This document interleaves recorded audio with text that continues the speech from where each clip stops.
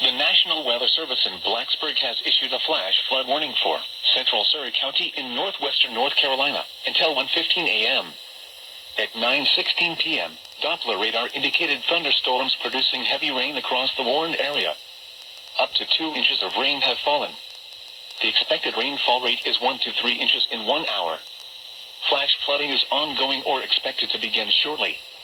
Hazard: flash flooding caused by thunderstorms. Source: radar.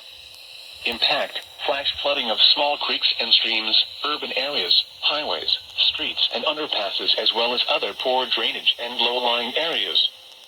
Some locations that will experience flash flooding include Mount Airy, Fairview, Flat Rock, Dobson, Bottom, Cana, White Plains. This includes the following streams and drainages: Ararat River, Beaver Creek, Brushy Fork, Bull Creek and Beaver Dam Creek. When it is safe to do so, please send your reports of flooding, including mudslides or flooded roads, to the National Weather Service by calling toll-free at 1-866-215-4324.